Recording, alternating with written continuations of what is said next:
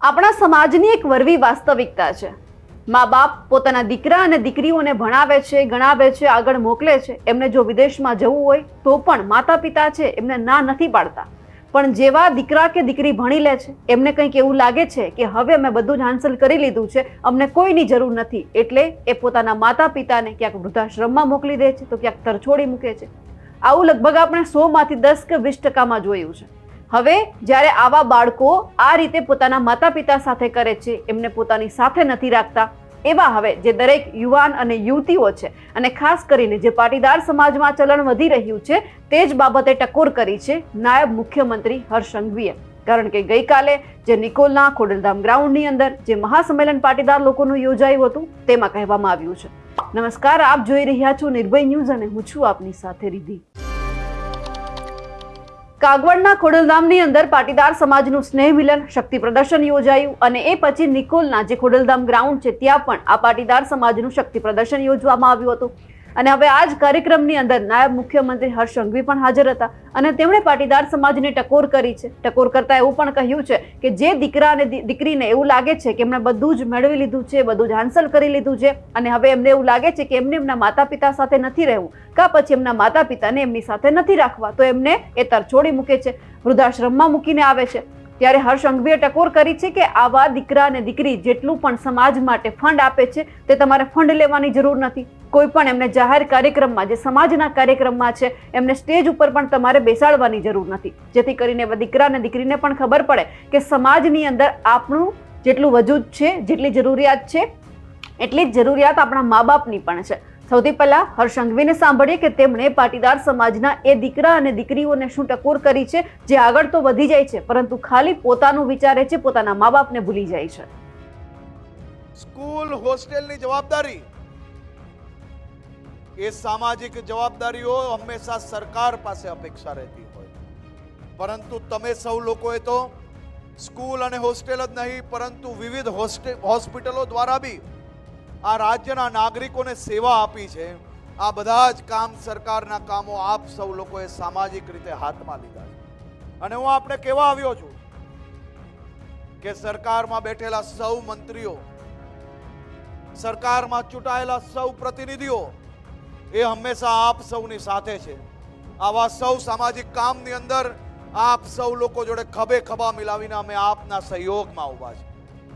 આટલી મોટી સામાજિક વ્યવસ્થાઓ જ્યારે આપ સૌ લોકો કરી શકતા હો ત્યારે આજના જમાનામાં એક ખૂબ જ મોટી આવશ્યક વસ્તુ આજે હું આપ સૌ માટે વિનંતી કરવા આવ્યો છું.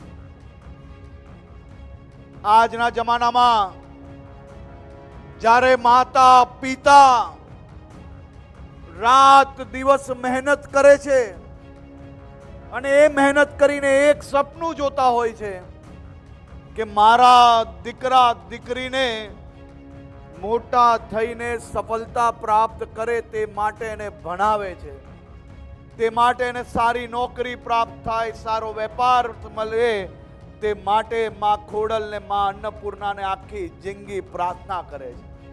અને આવા દીકરા દીકરી જ્યારે સફળ થઈ જાય છે ને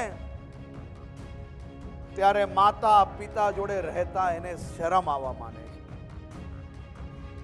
અને એ માતા પિતાને ક્યાં ગામ મૂકી આવે, ક્યાં વૃદ્ધાશ્રમમાં મૂકી આવે. હું આજે મારા સૌ વડીલોને એક અરજ કરવા આવ્યો છું. હું અહીંયા બેઠેલા મારા સૌ સાથીઓને એક વિનંતી કરવા આવ્યો છું કે સમાજમાં વૃદ્ધાશ્રમોની જરૂર ના પડે. નવા વૃદ્ધાશ્રમ તમે ખોલો તે બદલ હું આપનો આભાર માનું છું, પરંતુ વૃદ્ધાશ્રમોને તાલા કઈ રીતે લાગે ને એ દિશામાં આપણે કામગીરી આગળ વધારવાની છે. હું આજે આપ સૌને વિનંતી કરવા આવ્યો છું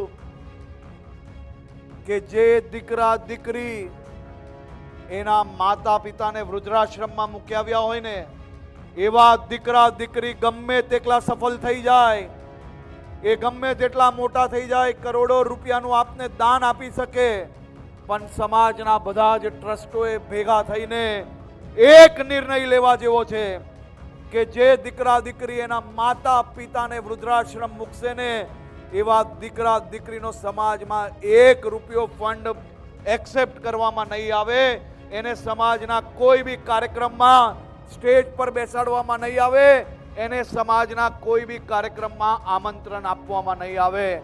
પછી જો કે કોઈ બી માતા પિતાને વૃદ્ધાશ્રમમાં મૂકવા જાય છે કે નથી જતા.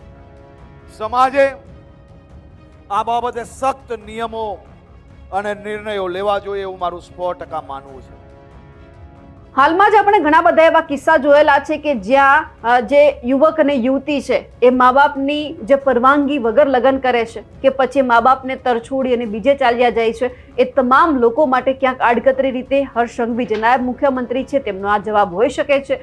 હવે જોવાનું છે કે હવે આ નિવેદન પછી કોઈ જે એવા યુવક યુવતી છે સામે આવે છે કે જેમણે એવું લાગે છે કે એમણે પોતાના માતા પિતાને તરછોડી દીધા છે અને એ સાથે સાથે એવું પણ કહેવામાં આવ્યું છે કે વૃદ્ધાશ્રમ તમે ખોલો પણ ફક્ત જ્યાં તાળા લગાવવા તમે જઈ શકો એટલું કામ તો તમે કરી જ શકો છો.